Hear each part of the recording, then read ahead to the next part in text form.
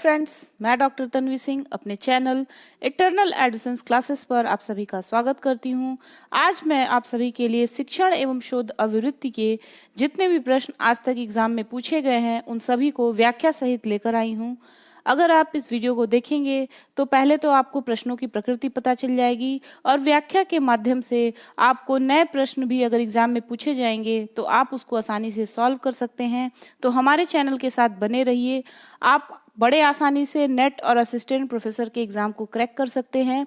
इसमें सारे प्रश्न जो किसी भी स्टेट के पूछे गए हैं शिक्षण एवं शोध अभिवृत्ति से, उस सारे इस प्रश्नोत्तरी में है, वो भी व्याख्या सहित। तो मेरे चैनल को ज़्यादा से ज़्यादा लाइक करिए, शेयर करिए, सब्सक्राइब करिए। तो ज़्यादा समय न नष्ट करते हुए हम आज की क्लास को स्टार्ट करते हैं। तो शिक्षण एवं शोध अभिवृत्ति से देखिए इसमें क्या क्या आ जाएगा। शिक्षण,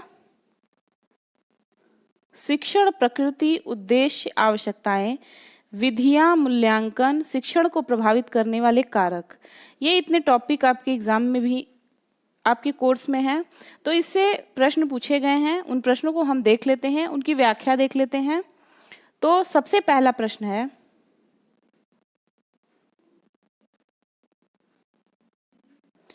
शैक्षिक दक्षता की मूल आवश्यकता है। तो जो शैक्षिक दक्षता है उसकी मूल आवश्यकता क्या है? तो इसका आंसर होगा उपरोक्त सभी। तो हम देख लेते हैं क्या क्या है। शिक्षण कौशलों में निपुणता, शिक्षण की विभिन्न तकनीकों के उपयोग में निपुणता, शिक्षण में संचार माध्यमों एवं तकनीकों के समुचित उपयोग में निपुणता। तो इतनी चीजें जो होनी चाहिए शैक्षिक दक्षता में। इसकी व्याख्या देख लेंगे तो आपको ज्यादा क्लियर हो जाएगा। इसको हम देख लेते हैं।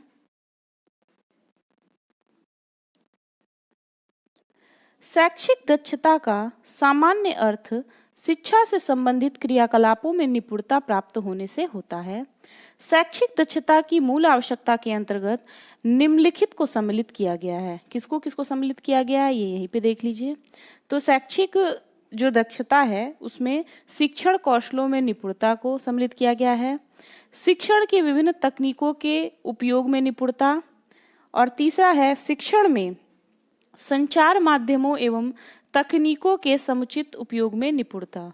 तो इसमें अगर आपने व्याख्या देख ली तो आपको ये पूरा क्लियर हो गया कि शैक्षिक दक्षता में क्या क्या सम्मिलित है। तो आप अगर ये तीनों याद कर लेंगे तो हो सकता है इसमें से कोई एक दे दे, बाकी बोल दे कि कौन सा एक सत्य है। ठीक है, तो आप इसको याद कर लेंगे तो नए प्रश्न भी इसमें से बन सकता है। ठीक है, फिर है निम्नलिखित में से कौन सा कथन गलत है। अब इसमें देखना है कि कौन सा कथन गलत है। तो पहले जितने सही वाले हैं उनको देख लेते हैं। मापन मूल्यांकन की प्रक्रिया का एक भाग है, ये सही है। मापन एक चर को अंक प्रदान करने की प्रक्रिया है, ये भी सही है। मूल्यांकन मूल्य निर्धारण की प्रक्रिया है, ये भी सही है। लेकिन मापन एवं मूल्यांकन के मध्य कोई संबंध नहीं है, ये गलत है। ये सारे प्रश्न आप बड़े कॉमन सेंस के साथ इसको आराम से छाट के कर सकते हैं। ये सब प्रश्न कोई बहुत कठिन नहीं है, बस आपको सोचना है। इसकी व्याख्या देख लेंगे तो आपको ये पूरा क्लियर हो जाएगा मापन मूल्यांकन। तो चलिए देखते हैं। देखिए कह रहा है कि मापन और मूल्यांकन के पारस्परिक संबंध का सही रूप इस प्रकार है। तो इसको हम देख लेते हैं। पहला है मापन एवं मूल्यांकन परस्पर एक दूसरे से संबंधित होते हैं। दूसरा, मापन मूल्यांकन की प्रक्रिया का एक भाग है, अर्थात मूल्यांकन मापन से विस्तृत होता है। अगला है मापन एक चर को अंक प्रदान करने की प्रक्रिया है, अर्थात मापन के अंतर्गत अंकों द्वारा माप को व्यक्त किया जाता है। अगला है मूल्यांकन के अंतर्गत मूल्य का अंकन या आकलन किया जाता है। अतः स्पष्ट है कि प्रश्न में दिया गया कथन एक अपने मूल रूप में सही नहीं है। तो इतनी चीजें अगर आप देख लेंगे मापन और मूल्यांकन के पारस्परिक संबंध से, तो आपसे ये इस टाइप के प्रश्न गलत नहीं होंगे। तो आप इसको देख लीजिएगा। अगला प्रश्न है 2016 की यूजीसी की कौन सी अधिसूचना गुणवत्तापूर्ण अनुसंधान सुनिश्चित करने का प्रयास है। तो इसका हम लोग देख लेते हैं पहले। तो देखिए, इसमें जो ये बी वाला ऑप्शन है, पीएचडी कार्यक्रम लागू करने की 11 शर्तें पूरी करना, ये 2016 की यूजीसी की अधिसूचना में गुणवत्तापूर्ण अनुसंधान सुनिश्चित करने का एक प्रयास है। ठीक है, तो इसको हम लोग देख लेते हैं, इसकी व्याख्या, तो आपको समझ में आ जाएगा। वर्ष 2016 में यूजीसी द्वारा जारी पीएचडी कार्यक्रम लागू करने की 11 शर्तें पूरी करने से संबंधित अधिसूचना गुणवत्तापूर्ण अनुसंधान सुनिश्चित करने का एक सार्थक प्रयास है। अब अगला प्रश्न हम देखते हैं। बच्चों को पढ़ाने की कला एवं विज्ञान को क्या कहते हैं? तो बच्चों को पढ़ाने की कला एवं विज्ञान को पैडागॉगी कहते हैं। क्या कहते हैं? पैडागॉगी। इसको हम देख लेते हैं, इसकी व्याख्या। बच्चों को पढ़ाने की कला और विज्ञान को पैडागॉगी कहते हैं। दूसरे शब्दों में, बच्चों के अध्यापन के लिए जिस कला, चातुर्य, विज्ञान व कौशल का प्रयोग किया जाता उसे पैडागॉगी कहते हैं। इसमें सहभागी शिक्षण विधियों का ज्यादा से ज्यादा समावेश होता है। साथ ही साथ अधिगमकर्ताओं की आवश्यकता का ध्यान रखा जाता है। पैडागॉगी में शिक्षक का पूर्ण उत्तरदायित्व होता है। ठीक है, चलिए अगला प्रश्न हम देखते हैं। प्रश्न है, प्राथमिक समंकों में सम्मिलित नहीं है। तो देखिए, प्रश्नावलियां, अनुसूचियां, साक्षात्कार, ये सब प्राथमिक समंकों में सम्मिलित होते हैं, लेकिन जो पुस्तकें हैं वो प्राथमिक समंकों में सम्मिलित नहीं होती है। इसकी व्याख्या देख लेंगे तो ये प्रश्न आपको ज्यादा क्लियर हो जाएगा, और नए प्रश्न भी अगर बनने होंगे तो आपके दिमाग में एक स्केलेटन बन जाएगा कि क्या क्या प्रश्न बन सकते हैं। तो व्याख्या है, प्राथमिक समंकों के संकलन हेतु प्रश्नावलियों, अनुसूचियों, साक्षात्कार माध्यम का प्रयोग किया जाता है, जबकि पुस्तकें समंक संकलन का द्वितीय स्रोत है। समंक संकलन के आधार पर दो प्रकार के होते हैं। ठीक है, तो पहला है प्राथमिक समंक या मूल समंक, और दूसरा है द्वितीयक समंक। प्राथमिक समंकों का संकलन अध्ययनकर्ता या शोधकर्ता द्वारा व्यक्तिगत रूप से स्वयं के उद्देश्य हेतु किया जाता है, जबकि द्वितीयक समंकों का संकलन पहले से ही किसी व्यक्ति या संस्था द्वारा किया होता है। ठीक है, इसको आप देख लीजिएगा। अब अगला प्रश्न हम देखते हैं। निम्नलिखित में से कौन शिक्षण का स्तर नहीं है? तो देखिए, शिक्षण के कौन स्तर नहीं है? तो देखिए, स्मृति स्तर भी है, विमर्शी स्तर भी है और अवबोध स्तर भी है, लेकिन विभेदीकरण स्तर नहीं है।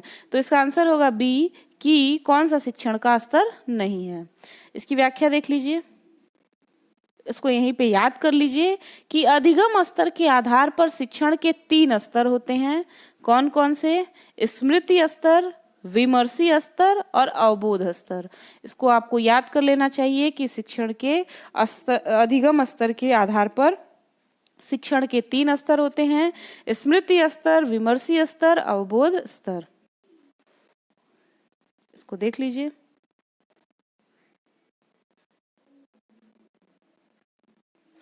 स्मृति स्तर पर शिक्षण उसे कहा जाता है जिसमें छात्र अधिगम की विषय वस्तु को रटने तक सीमित रखता है, लेकिन अर्थ के प्रति पहचान नहीं रखता। तो स्मृति स्तर सीधे सीधे किस पे है? रटने तक सीमित है।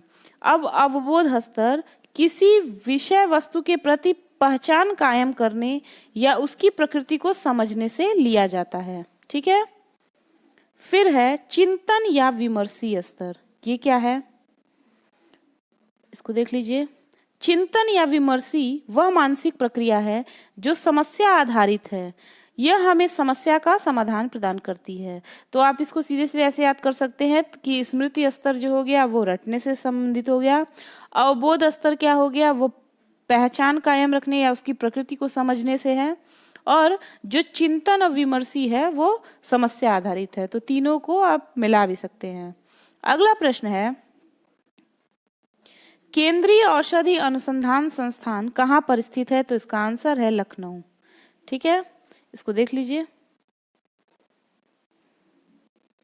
इसमें कुछ महत्वपूर्ण दिया है, इसको देख लीजिए।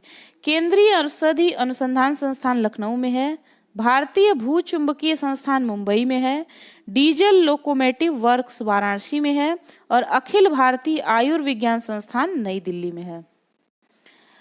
अब अगला प्रश्न है, पेडागॉगी किससे जुड़ा है? तो पेडागॉगी जो है वो पठन पाठन यानी शिक्षण कार्य से जुड़ा है। इसकी व्याख्या देख लेते हैं।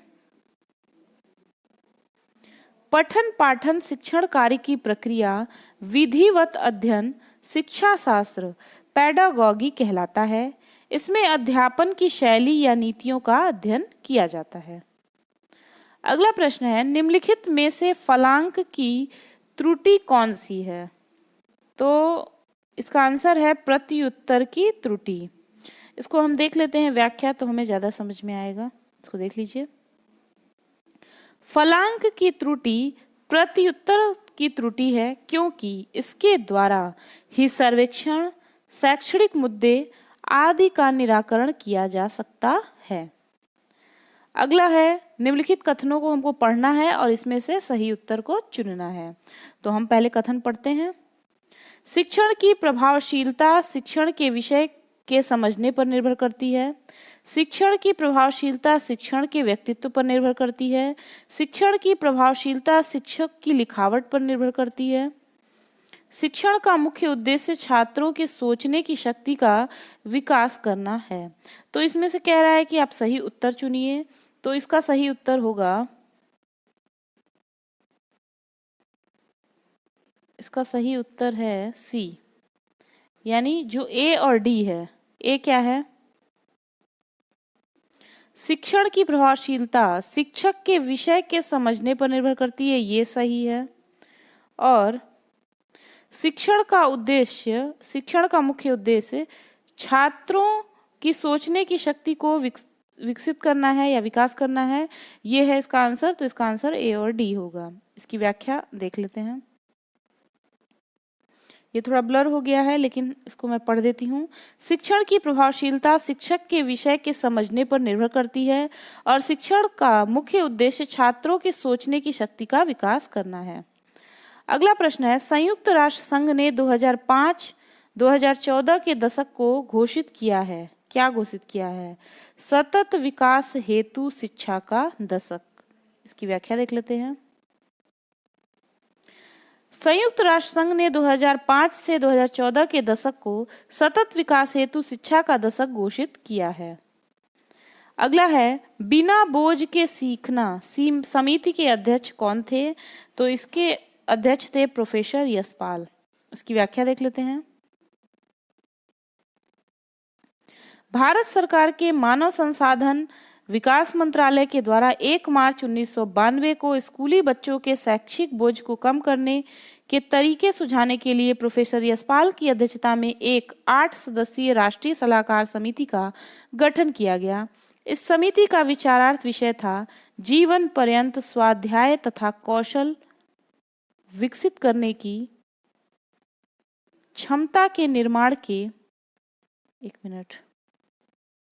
जीवन पर्यंत स्वाध्याय तथा कौशल विकसित करने की क्षमता के निर्माण के साथ साथ अधिगम की गुणवत्ता में सुधार करते हुए सभी स्तरों के स्कूली छात्रों विशेषकर छोटे बच्चों पर पढ़ाई के बोझ को कम करने के उपायों के बारे में सलाह देना। ठीक है। अगला प्रश्न है, निम्नलिखित में से सही जोड़ा कौन सा है? तो देख लीजिए, इसमें सही जोड़ा जो है वो ये है, बाकी सब गलत है। इंदिरा गांधी राष्ट्रीय मुक्त विश्वविद्यालय 1985, ये सही है। बाकी गलत वाला मत देखिए, इसको हम लोग सही से देख लेते हैं। यहाँ देखिए, इंदिरा गांधी राष्ट्रीय मुक्त विश्वविद्यालय 1985, राष्ट्रीय अध्यापक शिक्षा परिषद अगस्त 1995, ऑपरेशन ब्लैक बोर्ड प्राथमिक शिक्षा और प्रथम शास्त्रीय भाषा जो है वो तमिल है। तो यहाँ पे आप देख लीजिए, यहाँ पे राष्ट्रीय अध्यापक शिक्षा परिषद यहाँ गलत दिया है, ये 1995 होगा। ऑपरेशन ब्लैक बोर्ड जो है वो प्राथमिक शिक्षा से है और प्रथम शास्त्रीय भाषा तमिल है। अगला प्रश्न है, कस्तूरबा गांधी बालिका विद्यालय प्रदान करता है, क्या प्रदान करता है? उच्च माध्यमिक शिक्षा। इसको देख लेते हैं। कस्तूरबा गांधी बालिका विद्यालय वर्ष 2006-7 में भारत सरकार द्वारा बालिका शिक्षा को बढ़ावा देने वाली आवासीय विद्यालय की एक श्रृंखला के तहत प्रारंभ किया गया था। इसके तहत बालिकाओं को 12वीं तक की हॉस्टल सुविधा युक्त शिक्षा, उच्च माध्यमिक शिक्षा प्रदान की जाती है। इसके खर्च में केंद्र व राज्य सरकारों की भागीदारी 75-25 के अनुपात में होती है। तो ये अनुपात हो सकता है, पूछ सकता है। ठीक है। अगला प्रश्न है, विद्यालय मानचित्रण के संदर्भ में निम्नलिखित में से कौन सा कथन सही नहीं है? तो पहले हम सही वाला देख लेते हैं। यह विभिन्न तकनीकों एवं प्रक्रियाओं का एक समूह है, ये सही है। इसका प्रयोग स्थानीय स्तर पर आगामी शैक्षिक आवश्यकताओं की पहचान के लिए किया जाता है, ये भी सही है। फिर है,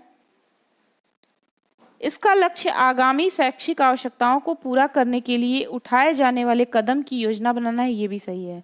लेकिन ये गलत है। इसका अर्थ सिर्फ एक बड़े मानचित्र पर वर्तमान विद्यालय का स्थान निरूपित करना है, ये गलत है। ठीक है, तो हम इसकी व्याख्या देख लेते हैं। विद्यालय मानचित्रण विभिन्न तकनीकों एवं प्रक्रियाओं का एक समूह है। इसका प्रयोग स्थानीय स्तर पर आगामी शैक्षिक आवश्यकताओं की पहचान के लिए किया जाता है। इसका लक्ष्य आगामी शैक्षिक आवश्यकताओं को पूरा करने के लिए उठाए जाने वाले कदम की योजना बनाना है। ठीक है। अगला प्रश्न है, स्थानीय स्तर पर विद्यालय मानचित्र तैयार करने के लिए विभिन्न कार्यों का सही क्रम कौन सा है? तो हमें सही क्रम देखना है। तो सही क्रम ये है, पहले निदान होगा, फिर प्रक्षेपण, फिर प्रस्ताव। इसकी व्याख्या देख लीजिए तो आपको क्लियर हो जाएगा। स्थानीय स्तर पर विद्यालय मानचित्रण तैयार करने के लिए विभिन्न कार्यों का सही क्रम निदान, प्रक्षेपण, प्रस्ताव है। विद्यालय मानचित्रण एक ऐसी प्रस्तुतिकरण होता है जिसके माध्यम से नक्शे को एक बार देखने से उस स्कूल की सभी शैक्षणिक स्थिति की जानकारी प्राप्त हो जाती है। अगला प्रश्न है, निम्नलिखित में से कौन सा राष्ट्रीय माध्यमिक शिक्षा अभियान का उद्देश्य नहीं है? ठीक है, तो राष्ट्रीय माध्यमिक शिक्षा अभियान का उद्देश्य कौन कौन सा है ये देख लेते हैं। लैंगिक दूरियों को कम करना, ये इसका उद्देश्य है। ठीक है। आर्थिक एवं निर्योग्यता बाधाओं को दूर करना, ये भी सही है। उच्च माध्यमिक स्तर की शिक्षा की पहुंच सन 2017 तक, ये भी सही था। लेकिन सन 2020 तक माध्यमिक स्तर की शिक्षा में अवधारणा ये गलत है। तो इसको देख लीजिए। सन 2020 तक सभी विद्यार्थियों का विद्यालय में सार्वभौमिक अवधारण करना है, न कि माध्यमिक स्तर शिक्षा में अवधारण। अगला प्रश्न है, निम्नलिखित में से किसे विद्यालय आयोजन में सम्मिलित किया जाता है? तो इसके सारे ऑप्शंस देख लीजिए। स्थानीय एवं अनुदेशात्मक सुविधाएं, जननांकीय आयाम, स्थानीय एवं जननांकीय आयाम, मानदंड, स्थानिक एवं जननांकीय आयाम। तो इसका आंसर हम देख लेते हैं कि इसका आंसर क्या होगा। तो इसका आंसर होगा सी।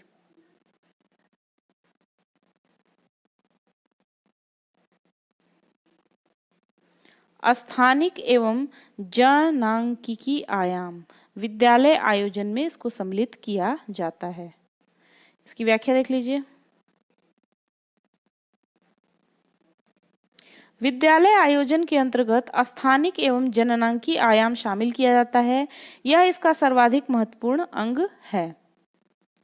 अगला प्रश्न है, निम्नलिखित में से कौन सा कथन विद्यालय प्रबंधन समिति के बारे में सत्य नहीं है? ठीक है, तो जो सत्य वाला है वो पहले देख लेते हैं। विद्यालय के पड़ोस में लोगों को बालकों से अधिकारों के विषय में सरल तरीके से बताना, ये सत्य है। नामांकन व उपस्थिति को सुनिश्चित करना, ये भी सही है। विद्यालय में मध्याह्न भोजन योजना का प्रबंध, ये भी सही है। लेकिन अध्यापक प्रशिक्षण की योजना तैयार करना ये सही नहीं है। ठीक है, इसकी व्याख्या देख लीजिए। विद्यालय प्रबंधन समिति विद्यालय स्तर पर बनाई गई समिति है जिसमें प्राचार्य, शिक्षक, छात्र व अभिभावक प्रतिनिधि शामिल होते हैं। इनका कार्य विद्यालय प्रबंधन करना होता है। अगला प्रश्न है, शिक्षा का अधिकार अधिनियम 2009 में अध्यापकों के लिए न्यूनतम कार्य घंटे प्रति सप्ताह वर्णित हैं। तो इसका आंसर होगा 45 शिक्षण एवं तैयारी के घंटे। शिक्षा का अधिकार अधिनियम 2009 में अध्यापकों के लिए न्यूनतम कार्य घंटे प्रति सप्ताह वर्णित है। तो 45 शिक्षण एवं तैयारी के घंटे। इसको देख लीजिए। शिक्षा का अधिकार अधिनियम 2009 अध्यापकों को सप्ताह में 45 शिक्षण एवं तैयारी के घंटे का प्रावधान किया गया है। निःशुल्क एवं अनिवार्य शिक्षा अधिनियम RTE 2009 1 अप्रैल 2010 से मौलिक अधिकार का दर्जा प्रदान करते हुए संपूर्ण देश में लागू कर दिया गया। इसे संविधान संशोधन अधिनियम 2020 द्वारा अनुच्छेद 21A में जोड़ा गया। तो इसमें आप बहुत सारे प्रश्न बन गए कि ये कब 1 अप्रैल कब लागू किया गया था। तो ये आपको याद करना पड़ेगा। 1 अप्रैल 2010 से मौलिक अधिकार का दर्जा प्रदान करते हुए इसको लागू किया गया था। ठीक है, ये संविधान संशोधन अधिनियम 2020 के द्वारा अनुच्छेद 21A में जोड़ा गया है। ठीक है, चलिए। शिक्षा का अधिकार अधिनियम 2009 के शिक्षा का अधिकार अधिनियम 2009 के मान व मानकों के अनुसार प्राथमिक स्तर कक्षा 1 से 5 तक के 200 छात्रों के लिए शिक्षकों की संख्या होगी, क्या होगी? 6। 200 छात्रों पर 6। इसको देख लीजिए। शिक्षा का अधिकार अधिनियम 2009 के मान व मानकों के अनुसार प्राथमिक स्तर के 200 छात्रों के लिए 6 शिक्षकों की व्यवस्था होगी। इसका प्रावधान किया गया है। इसको देख लीजिए। अगला प्रश्न, शिक्षा का अधिकार अधिनियम 2009 की धारा 29(1) के तहत राज्य की घोषित शैक्षिक प्राधिकारी संस्था है, क्या है? SIRT। क्या है? SIRT। इसको देख लीजिए। निःशुल्क एवं अनिवार्य शिक्षा अधिनियम 2009 1 अप्रैल 2010 से जम्मू कश्मीर को छोड़कर संपूर्ण भारत में लागू कर दिया गया। इस अधिनियम द्वारा राजस्थान में राजस्थान राज्य शैक्षिक अनुसंधान एवं प्रशिक्षण परिषद को राज्य की शैक्षिक प्राधिकारी संस्था घोषित किया गया है। तो ये आया था, ये राजस्थान के असिस्टेंट प्रोफेसर में पूछा गया प्रश्न है। तो ये आप सभी के लिए महत्वपूर्ण है, तो इसको भी आप देख सकते हैं। अगला है, SIQE का पूरा नाम है।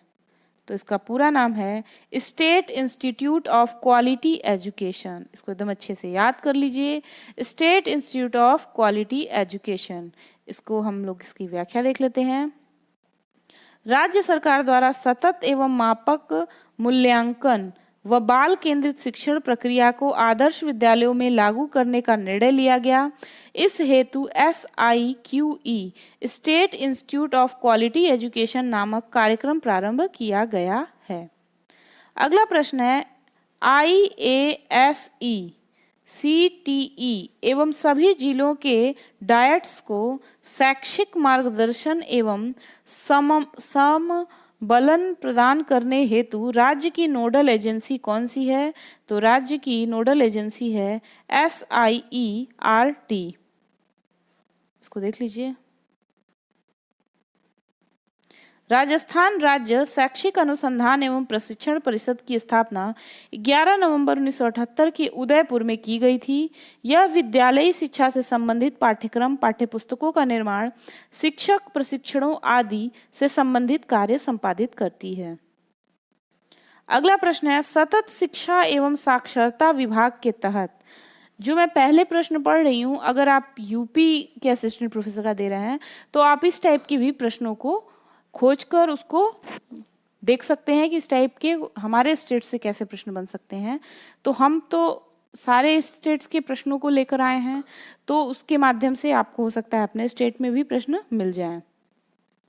सतत शिक्षा एवं साक्षरता विभाग के तहत साक्षर भारत कार्यक्रम में निम्न में से कौन से आयाम और शामिल किए गए हैं?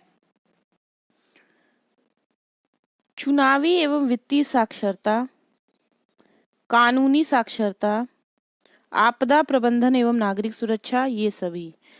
तो ये जो प्रश्न था ये आयोग द्वारा हटा दिया गया था, तो इसका आंसर आयोग नहीं निर्धारित कर पाया था। तो हम सीधे इसकी व्याख्या देख लेते हैं कि सतत शिक्षा एवं साक्षरता विभाग के तहत साक्षर भारत कार्यक्रम में निम्न में से कौन से आयाम और शामिल किए गए।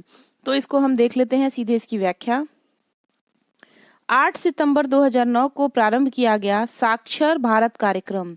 तो इसका डेट भी याद कर सकते हैं, पूछ सकता है साक्षर भारत कार्यक्रम कब शुरू किया गया था। 8 सितंबर 2009। ये केंद्र द्वारा शुरू की गई योजना है जो 15 वर्ष से अधिक आयु के असाक्षर व नव साक्षर व्यक्तियों के लिए प्रारंभ की गई है। ठीक है, अतः इस प्रश्न को आयोग द्वारा हटा दिया गया। चलिए अब आगे देखते हैं।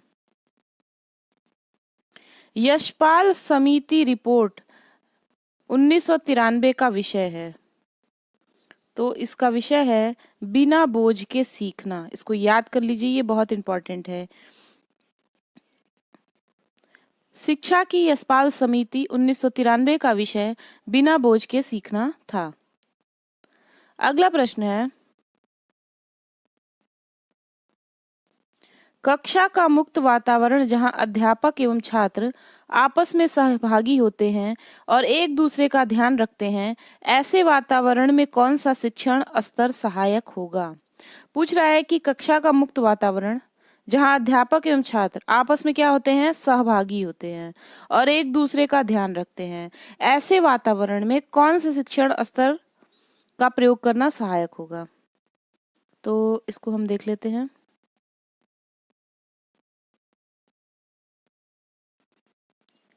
इसमें जो होगा अवबोध इसमें एक मिनट विमर्शी स्तर होगा, रिफ्लेक्टिव लेवल। ठीक है, विमर्शी स्तर, इसको हम देख लेते हैं। विभिन्न शिक्षण स्तरों के सहयोग से शिक्षण प्रक्रिया संभव है। विमर्शी शिक्षण स्तर इन शिक्षण स्तरों में से एक है जो मुक्त कक्षा वातावरण में छात्र एवं अध्यापक की एक सहभागिता होता है और प्रायः एक दूसरे का ध्यान रखते हैं। तो आप इसको याद कर सकते हैं कि जो विमर्शी स्तर है वो मुक्त कक्षा वातावरण में छात्र एवं अध्यापक की सहभागिता के लिए अच्छी होती है। ठीक है, चलिए आगे हम देख लेते हैं। अगला प्रश्न है, निम्नलिखित विशिष्टताओं में से कौन सी शिक्षण के अवबोध स्तर का वर्णन करती है। तो इसको हम देख लेते हैं।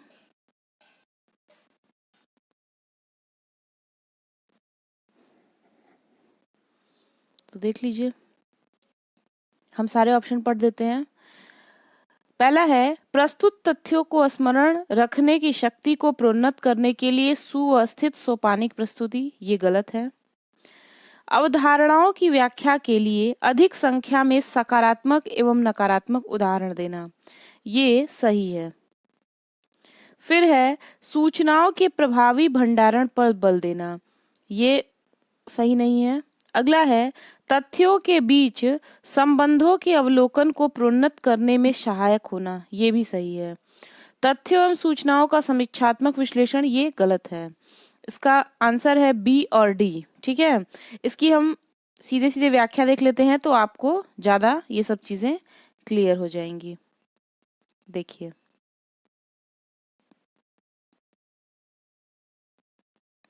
शिक्षण का अवबोध स्तर शिक्षण के स्मृति स्तर से उच्च होता है। यह अधिगमकर्ता के संज्ञानात्मक योग्यता को बढ़ाता है। यह शिक्षक और विद्यार्थी के लिए अवसर उपलब्ध कराता है। शिक्षण के इस स्तर में चीजों को उदाहरण द्वारा समझाया जा सकता है तथा यह पारस्परिक व्यवहार का गुण भी विकसित करता है जो शिष्यों में सहयोग की भावना को बढ़ाता है। अगला प्रश्न है, शिक्षण में कौन से स्तर पर अध्यापक की भूमिका अंतःक्रियात्मक होने के बजाय अधिक सक्रिय होती है। पूछ रहा है कि शिक्षण का कौन सा स्तर है जिसमें जो अध्यापक है उसकी भूमिका अंतःक्रियात्मक होने के बजाय क्या हो जाती है, अधिक सक्रिय होती है। तो इसको हम देख लेते हैं। तो इसका आंसर होगा स्मृति स्तर में। इसकी व्याख्या देख लेते हैं। शिक्षण के स्मृति स्तर पर अध्यापक की भूमिका अंतःक्रियात्मक होने के बजाय अधिक सक्रिय होती है। इस स्तर पर शिक्षण अधिगम प्रक्रिया मूलतः उद्दीपन प्रतिक्रिया पर आधारित होती है। तो जो शिक्षण का स्मृति स्तर होता है उसमें अध्यापक की भूमिका क्या हो जाती है, अंतःक्रियात्मक होने के बजाय अधिक सक्रिय हो जाती है। इस स्तर पर क्या होता है, शिक्षण अधिगम प्रक्रिया मूलतः उद्दीपन प्रतिक्रिया पर आधारित हो जाती है। अगला प्रश्न है, विमर्शी शिक्षण की विशिष्ट पहचान क्या है। प्रश्न क्या है, विमर्शी शिक्षण की विशिष्ट पहचान क्या है। तो इसका आंसर है, जो विमर्शी शिक्षण होता है वो क्या होता है, स्पष्ट, संगठित और सुसंरचित विषय वस्तु इसकी पहचान है। इसकी व्याख्या देख लेते हैं। स्पष्ट, संगठित और सुसंरचित विषय वस्तु चिंतनशील शिक्षण की पहचान है। चिंतनशील शिक्षण को अग्रसारित करके उच्च स्तर पर लाने के लिए प्रयोग किया जाता है। यह केवल अवधारणाओं के संस्मरण और समझ को नहीं बताता, यह उच्च मानसिक प्रक्रिया जैसे तर्क, विचार, अवधारणा का विश्लेषण, गहन सोच आदि की मांग करता है। तो जो स्पष्ट, संगठित और सुसंरचित विषय वस्तु चिंतनशील शिक्षण की पहचान है। चिंतनशील शिक्षण को अग्रसारित करके उच्च स्तर पर लाने के लिए क्या किया जाता है, प्रयोग किया जाता है। ये केवल अवधारणाओं के संस्मरण और समझ को नहीं बताती है, यह उच्च मानसिक प्रक्रिया जैसे तर्क, विचार, अवधारणा, विश्लेषण, गहन सोच आदि की मांग करता है। अगला प्रश्न है, शैक्षिक उद्देश्यों के अधिक्रम में संज्ञानात्मक व्यवहारों के सही क्रम की पहचान करिए। तो देखिए, दे तो दिया है ज्ञान, अनुप्रयोग, अवबोध, विश्लेषण, संश्लेषण। तो इसका सही क्रम लगाना है। तो हम सीधे इसकी व्याख्या देख लेते हैं तो आपको क्लियर हो जाएगा। देखिए,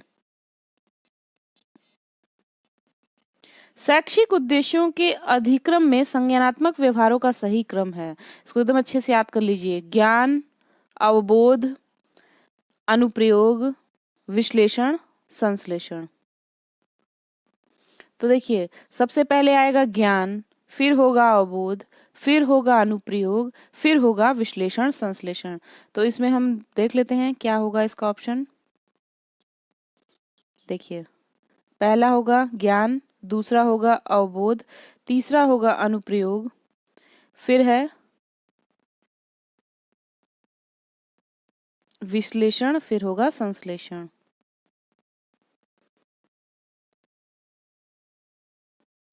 तो इसका ऑप्शन होगा 1 3 नहीं 1 1 3। तो इसका आंसर होगा सी वाला। ये सब प्रश्न बहुत ही ध्यान से सॉल्व करिएगा। चलिए, अगला प्रश्न है, निम्नलिखित में से किस स्तर के शिक्षण में तथ्य और सूचना पर विशेष बल दिया जाता है। ठीक है, तथ्य और सूचना पर विशेष बल कहाँ पे दिया जाएगा, कौन से स्तर पर। तो इसका आंसर होगा स्मृति स्तर पर। इसकी व्याख्या देख लेते हैं। शिक्षण का निम्नतम स्तर स्मृति स्तर को माना जाता है। इस स्तर में तथ्यों एवं सूचनाओं के एकत्रीकरण, रटने पर बल अधिक दिया जाता है। इस स्तर पर विद्यार्थी का शिक्षक पर दृढ़ विश्वास होता है तथा इसमें शिक्षक सक्रिय एवं विद्यार्थी निष्क्रिय भूमिका निभाते हैं। ठीक है, अगला प्रश्न देखते हैं। निम्नलिखित में से शिक्षण को प्रभावित करने वाले कौन से संभावित कारक अनुदेशात्मक सुविधाओं और अधिगम वातावरण से संबंधित हैं। तो इसका आंसर होगा,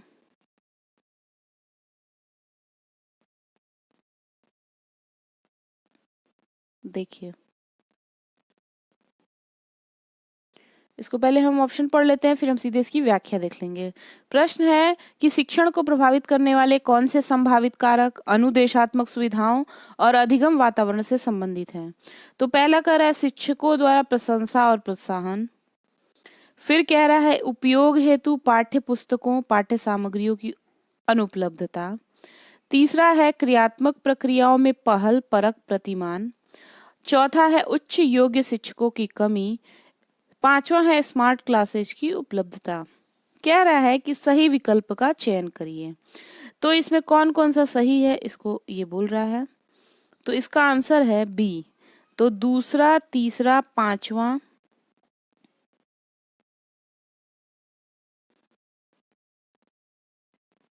ठीक है, बी।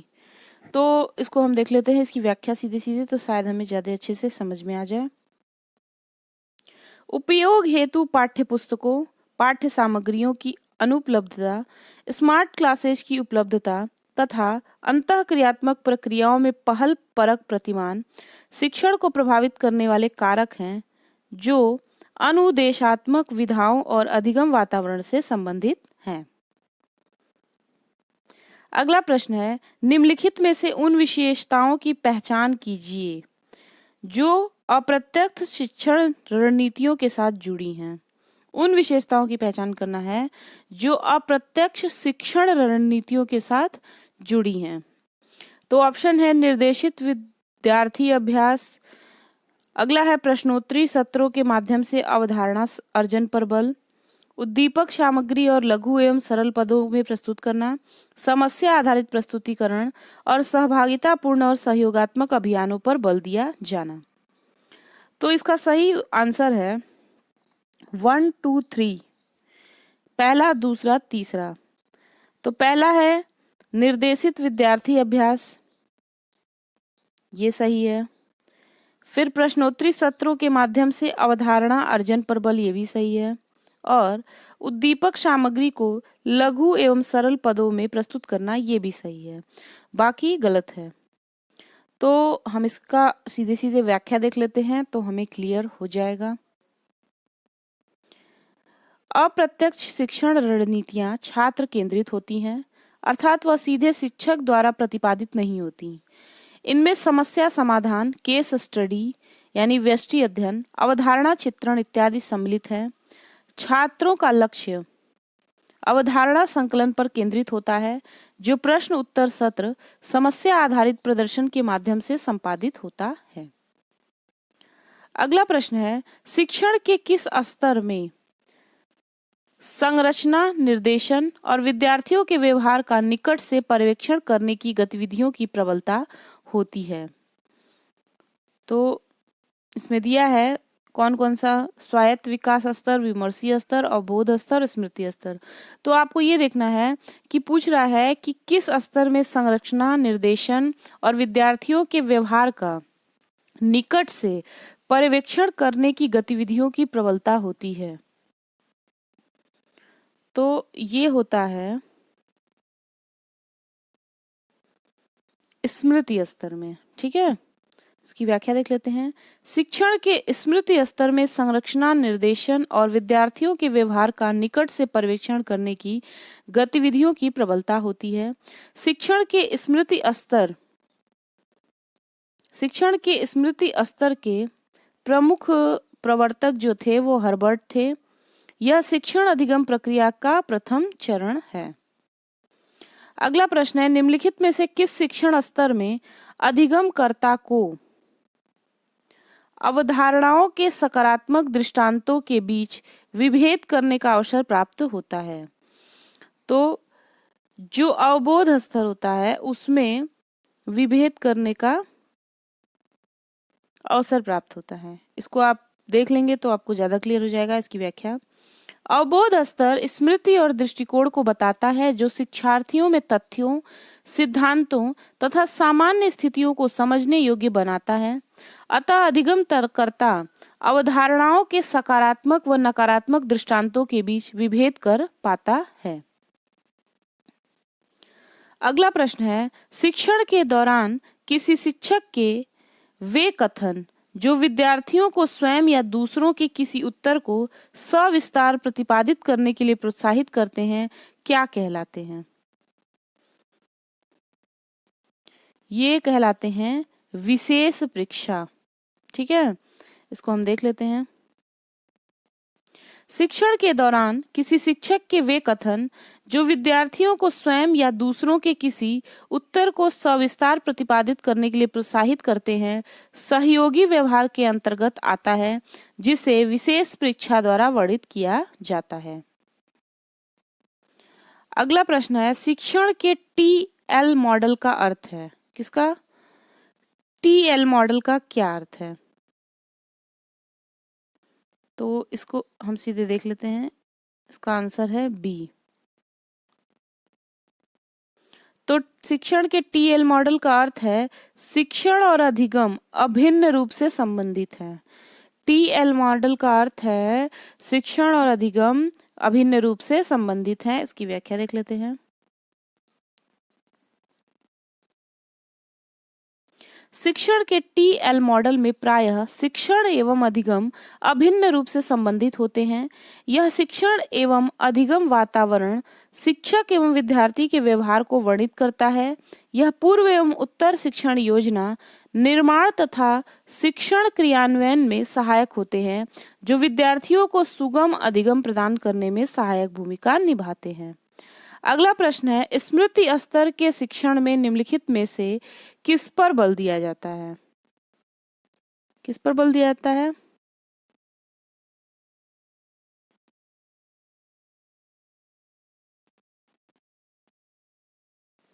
देखिए, सोच एवं विचार को व्यवस्थित करना, इस पर बल दिया जाता है।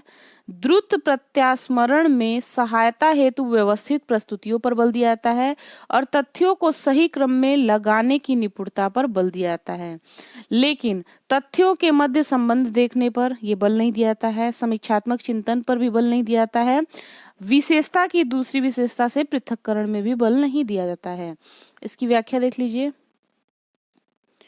एक बार फिर से रिवीजन हो गया आपका कि शिक्षण के मुख्यतः 3 स्तर होते हैं, स्मृति स्तर, बोध स्तर और चिंतन स्तर। अब देखिए, स्मृति स्तर के शिक्षण में निम्नलिखित बातों पर बल दिया जाता है। किस किस बात पे बल दिया जाता है? सोच एवं विचार को व्यवस्थित करना, द्रुत प्रत्यास्मरण में सहायता हेतु व्यवस्थित प्रस्तुतियों पर बल दिया जाता है और तथ्यों को सही क्रम में लगाने की निपुणता पर बल दिया जाता है। शिक्षण के स्मृति स्तर के मुख्य प्रस्तावक जॉन फ्रेडरिक हर्बर्ट हैं। यह शिक्षण अधिगम प्रक्रिया का पहला चरण होता है। यह तथ्यों को रटने और अभ्यास करने के लिए प्रेरित करता है। इस स्तर के शिक्षण में सूझबूझ का अभाव होता है। इस स्तर पर अभिप्रेरणा का स्तर भी न्यूनतम होता है। किसी शिक्षण स्तर में निम्नतर स्तर के अधिगम परिणामों पर ध्यान केंद्रित किया जाता है। किसमें? स्मृति स्तर पर। इसकी व्याख्या देख लेते हैं। कक्षा शिक्षण के स्मृति स्तर में निम्नतर स्तर के अधिगम परिणामों पर ध्यान केंद्रित किया जाता है। शिक्षण का मुख्य उद्देश्य अधिगम होता है। एक शिक्षक विषय वस्तु को निम्नलिखित 3 स्तरों के माध्यम से छात्रों तक पहुंचाना चाहता है: स्मृति स्तर, अवबोध स्तर और चिंतन स्तर। ठीक है, तो देखिए इसमें दे भी रहा है कि ये निम्नतर स्तर है, स्मृति स्तर, अवबोध स्तर, चिंतन स्तर। अब देखिए नोट, स्मृति स्तर। शिक्षण के स्मृति स्तर के मुख्य प्रस्तावक हर्बर्ट हैं। यह शिक्षण अधिगम प्रक्रिया का पहला चरण है। यह तथ्यों को रटने और अभ्यास करने के लिए प्रेरित करता है। इस प्रकार स्मृति स्तर के शिक्षण में सूझबूझ का अभाव होता है। इस स्तर के शिक्षण में अभिप्रेरणा का स्तर भी क्या होता है? न्यूनतम होता है। ठीक है,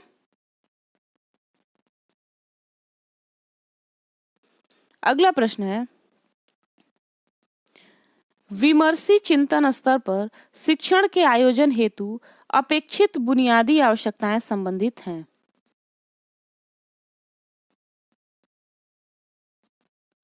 समस्याओं तथा उनके समाधान की प्रक्रिया में छात्रों को अन्वेषण और तत्संबंधी व्याख्या में सहायता प्रदान करने से। इसको हम देख लेते हैं, इसकी व्याख्या।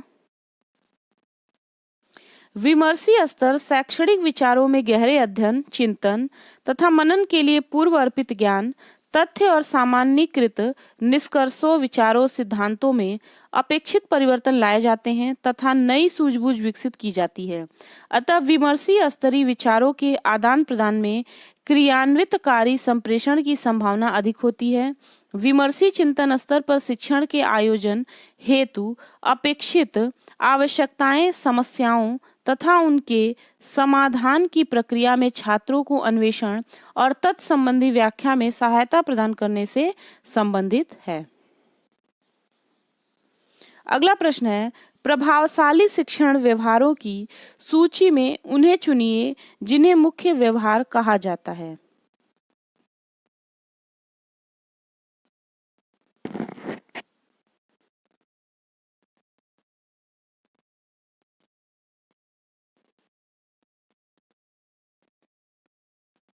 देखिए, इसमें कह रहा है कि जो प्रभावशाली शिक्षण व्यवहार है उसकी सूची में उनको चुनना है जिन्हें मुख्य व्यवहार कहा जाता है। तो सभी विद्यार्थियों को प्रत्यक्ष श्रव्य और मौखिक प्रदायगी, ये आपका मुख्य व्यवहार है। फिर प्रस्तुतिकरण के विधिक तरीके, ये भी आपका मुख्य व्यवहार है। और कक्षा को कम से कम अस्त व्यस्त करते हुए दुर्व्यवहार को रोकना, ये भी मुख्य व्यवहार है। हम इसकी व्याख्या देख लेते हैं तो हमें ज्यादा क्लियर हो जाएगा।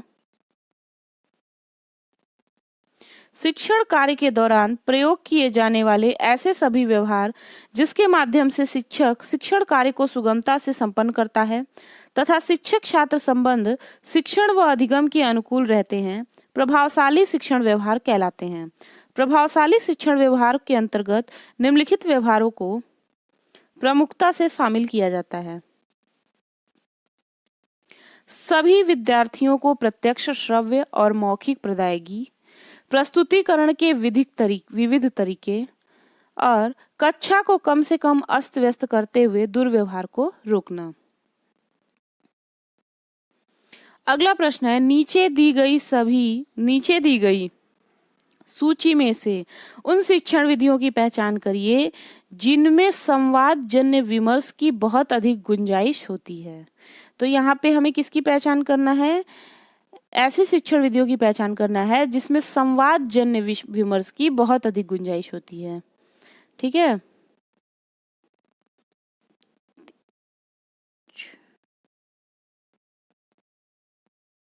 देखिए जो ट्यूटोरियल होता है उसमें संवाद जन विमर्श की बहुत अधिक गुंजाइश होती है, समस्या समाधान विधि में भी होती है और समूह चर्चा में भी होती है। इसकी व्याख्या देख लेंगे तो आपको ज्यादा क्लियर हो जाएगी। तो हम देख लेते हैं। संवाद जन्य विमर्श की बहुत अधिक गुंजाइश वाली शिक्षण विधियों में समूह चर्चा विधि, वाद विवाद प्रविधि प्रमुख शिक्षण विधियां हैं। इस प्रकार की शिक्षण विधि से बालकों में सामाजिकता का विकास होता है और सभी को अपने विचार रखने तथा बोलने का पूर्ण अवसर भी मिलता है। अभिव्यक्ति के अवसर मिलने के साथ साथ स्वतंत्र तथा ज्ञानवर्धक चर्चा होने से विषय में स्पष्टता आती है। प्रश्नगत प्रविधि में निम्नलिखित विधियां इसके अंतर्गत सम्मिलित हैं: ट्यूटोरियल, समस्या समाधान विधि और समूह चर्चा विधि। अगला प्रश्न है कि नीचे दो स्तंभ दिए गए हैं ए बी। ठीक है, ए शिक्षण पद्धतियों की सूची है और बी में पद्धतियों के फोकस की सूची दी गई है। स्तंभ ए और स्तंभ बी को सुमेलित करना है। तो ये देख लीजिए आप, इसमें व्याख्यान पद्धति है, प्रदर्शन विधि है, परियोजना विधि है, संयोगात्मक विधि है। हम सीधे इसको मिला ही देते हैं। ठीक है, तो इसका आंसर है डी। तो इसमें ए का है, पहले हम मिला देते हैं फिर देखते हैं।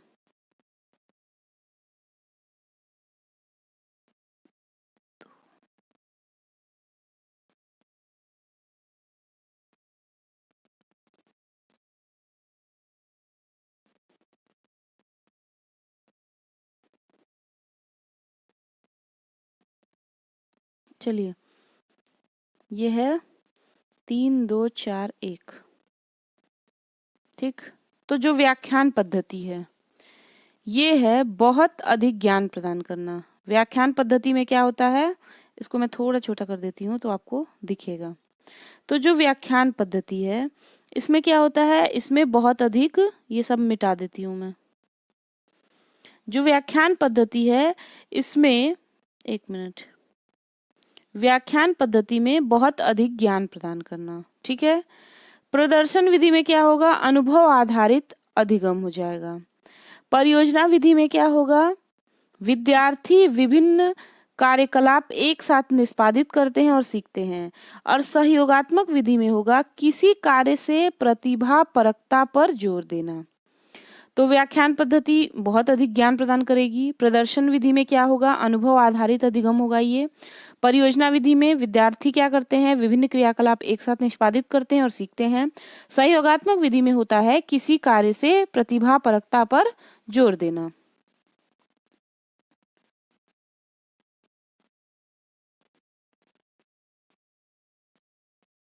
देखिए इसको यहाँ पे मिला भी दिया है, हम यहाँ पे भी देख लेते हैं। व्याख्यान पद्धति में क्या हो रहा है? बहुत अधिक ज्ञान प्रदान करना। एकदम रट लीजिए इसको यहीं पे। व्याख्यान पद्धति में बहुत अधिक ज्ञान प्रदान करना। प्रदर्शन विधि अनुभव आधारित अधिगम। परियोजना विधि में विद्यार्थी विभिन्न कार्यकलाप एक साथ निष्पादित करते हैं और सीखते हैं। और सहयोगात्मक विधि में क्या होता है कि किसी कार्य से प्रतिभा परकता पर जोर देना। अगला प्रश्न है, निम्नलिखित में से कौन सा कथन टीम शिक्षण की अवधारणा को सर्वोत्तम रूप से व्याख्यायित करता है? तो इसका आंसर है 2 से अधिक अध्यापक अपनी विशेषता के अनुसार एक ही कक्षा को पढ़ाने की योजना बनाते हैं और पढ़ाते हैं। तो इसकी व्याख्या देख लेते हैं हम, तो ज्यादा समझ में आएगा कि क्या क्या रहा है। टीम शिक्षण या समूह शिक्षण सर्वोत्तम रूप से इस अवधारणा को व्याख्यापित करती है कि इसके अंतर्गत 2 से अधिक अध्यापक अपनी विशेषता के अनुसार एक ही कक्षा को पढ़ाने की योजना बनाते और पढ़ाते हैं।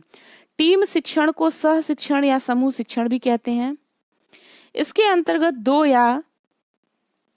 इसके अंतर्गत क्या होता है? 2 या 2 से अधिक शिक्षक एक ही कक्षा को साझा करने के लिए छात्रों के एक ही समूह पर योजना बनाने, व्यवस्थित करने, निर्देशन देने और मूल्यांकन करने के लिए एक साथ क्रियाकलाप संपन्न करते हैं। अगला प्रश्न है, शिक्षा निम्नलिखित में से किसका एक शक्तिशाली साधन है? तो शिक्षा जो है सामाजिक रूपांतरण का, व्यक्तिगत रूपांतरण का, सांस्कृतिक रूपांतरण का, यानी उपयुक्त सभी का क्या है? ये शक्तिशाली साधन है। इसकी व्याख्या देख लेंगे तो ज्यादा क्लियर हो जाएगा। शिक्षा सामाजिक, व्यक्तिगत, सांस्कृतिक रूपांतरण का शक्तिशाली साधन होता है। शिक्षा के द्वारा व्यक्ति अपने व्यक्तित्व का विकास करता है, एक अच्छा नागरिक बनकर समाज तथा देश के विकास में अपना महत्वपूर्ण योगदान देता है और शिक्षित समाज ही अच्छे संस्कृति का निर्माण करते हैं। अगला प्रश्न है, कक्षा में परस्पर संवाद से क्या उभर कर आना चाहिए? तो बताइए क्या उभर कर आना चाहिए? अपने दिमाग में इस ऑप्शन को देख के देखिए क्या आंसर होगा। तो इसका आंसर होगा विचार। ठीक, इसकी व्याख्या देख लेते हैं। कक्षा में परस्पर संवाद से विचार उभर कर आना चाहिए। कक्षा में परस्पर संवाद किसी समस्या का समाधान के लिए किया जाता है जिसमें शिक्षक एवं छात्र दोनों भाग लेते हैं। अगला प्रश्न है, निम्नलिखित शिक्षण प्रक्रिया ठीक क्रम में व्यवस्थित करिए। तो शिक्षण प्रक्रिया को हमें व्यवस्थित क्रम में लगाना है, तो हम सीधे इसकी व्याख्या देख लेते हैं। शिक्षण प्रक्रिया के ठीक क्रम निम्नलिखित हैं। पहला है, शिक्षण लक्ष्यों को सबसे पहले हम सूत्रबद्ध करेंगे।